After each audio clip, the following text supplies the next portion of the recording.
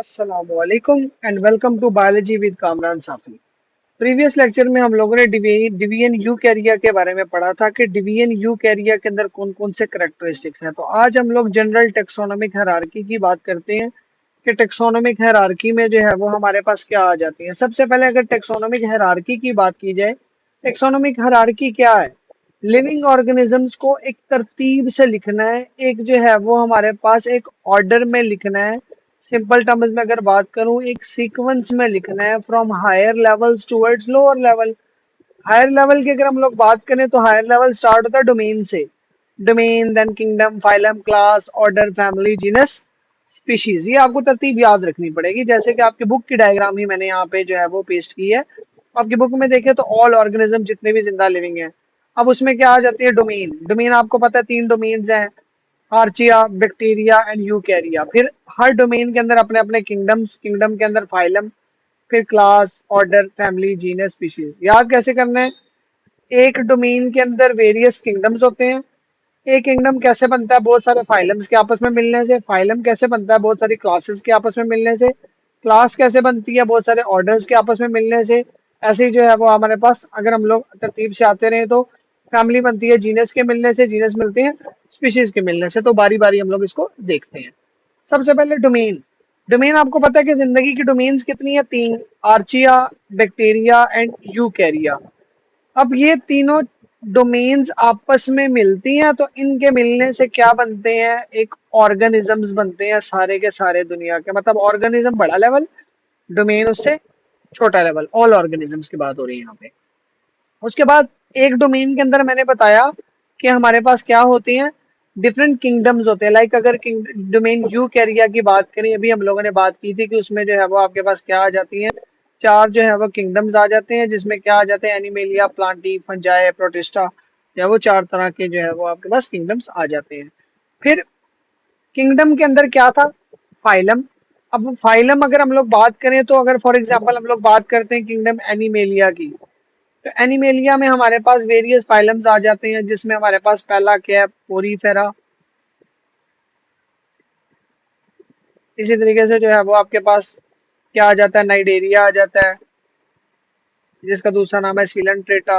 आपके पास पेलिटियलमेंथिस, एशलमेंथिस और different phylums आ जाते हैं, जो हम लोग इसी चैप्टर में ही पढ़ेंगे। लेकिन जो है वो लास्ट पे क्या? Phylum Chordata. एक फाइलम कॉर्डेटा। फाइलम कॉर्डेटा के अंदर आपके पास क्या आ जाती है? डिफरेंट तरह की क्लासेस। अब याद रखें, आपको पता है कि फाइलम किस चीज से बनता है? डिफरेंट क्लासेस से ना। तो उसमें हमारे पास क्या आ जाते हैं? लाइक जो है वो अगर हम लोग बात करें तो हमारे पास फिशेज से स्टार्ट करते हैं, सबसे बेसिक फिशेज।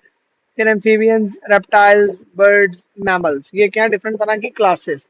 इसमें अगर हम लोग क्लास में से कोई एक क्लास ले लें, फॉर एग्जांपल क्लास में मेलिया ले लेते हैं, ह्यूमन की अगर हम लोग क्लासिफिकेशन पढ़ना चाहते हैं, तो मैमल्स कौन से होते हैं? वो ऑर्गेनिज्म जिनके जिस्म के ऊपर बाल हो और साथ मेमोरी ग्लैंड्स हो। मतलब जो है वो माँ अपने बच्चे को दूध खुद पिलाए, मतलब ब्रेस्ट फीडिंग हो इनके अंदर।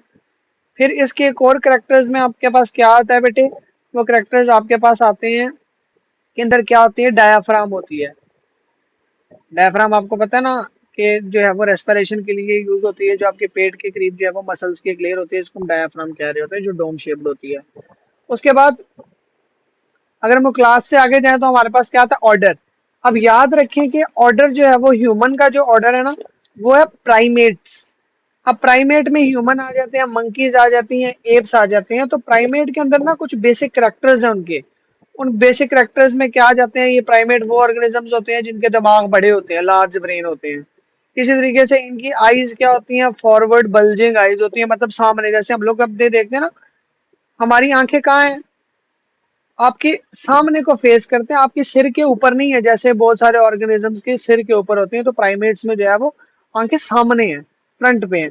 फिर इसी तरीके से हमारे हाथ हो या पाँव हो, उसको हम लोग डिफरेंट चीजों को पकड़ने के लिए यूज करते हैं। ह्यूमन में फिर जो है वो ग्रास्पिंग पाँव में कम हो जाती है, लेकिन हाथ में ज्यादा रहती है। लेकिन अब बंदर वगैरह को देखिए ना, उसके हाथ और पाँव जो है वो दोनों ग्रास्प करने के लिए, पकड़ने के लिए यूज होते हैं। इसी तरीके से ये क्या होते हैं? सोशल एनिमल्स भी होते हैं, मतलब दे हैव सोशल बिहेवियर।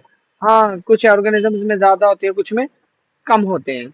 ऐसे जब हम लोग फैमिली की बात करते हैं तो ह्यूमन की फैमिली क्या आ जाती है? होमिनिडी आ जाती है, जिसमें इंसान है, एप्स हैं, ग्रेट एप्स हैं और इंसान है। मतलब जो है वो चिंपैंजी वगैरह आ जाते हैं।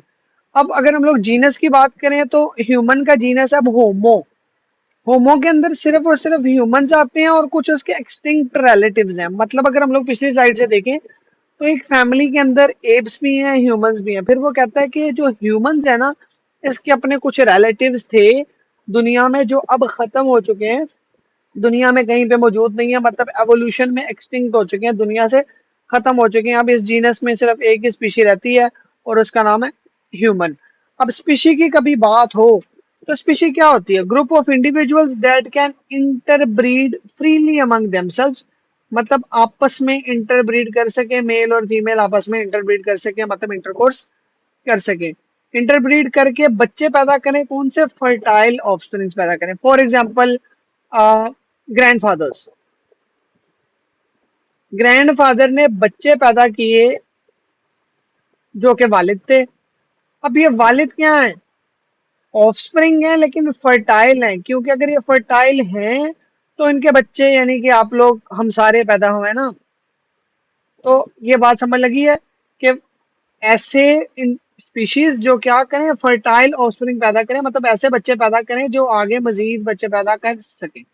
इसको हम लोग क्या करें? स्पीशी की डेफिनेशन। लेकिन याद रखें यहाँ पे एक और डेफिनेशन हाफ होती है, इसका एक और एस्पेक्ट है। वो एस्पेक्ट क्या है कि and they are reproductively isolated from all other species, की किसी और स्पीशी के साथ जो है वो रिप्रोड्यूस ना कर सके, इंटरब्रीड ना कर सके, तो फिर हम लोग इसको क्या कहते हैं बेटे? एक स्पीशी कहते हैं। तो आपको पता है कि जिस तरह जो है वो हम लोग फीमेल हॉर्स और जो है वो मेल डंकी को आपस में क्रॉस करवाने से म्यूल पैदा करते हैं, लेकिन हम लोग म्यूल को स्पीशी नहीं कहते, क्योंकि ये स्पीशीज की जो है वो बेसिक डेफिनेशन से ही आउट हो गया और ये ऊपर से रिप्रोड्यूस भी नहीं कर सकता। अच्छा, उम्मीद करता हूँ कि आपको मेरा लेक्चर समझ आया होगा। अगर आपको मेरा चैनल पसंद आया और उसकी वीडियोस आपको समझ लग रही हैं तो काइंडली मेरा चैनल सब्सक्राइब कर लें ताकि आगे आने वाली मजीद वीडियोस आपको मिल सके।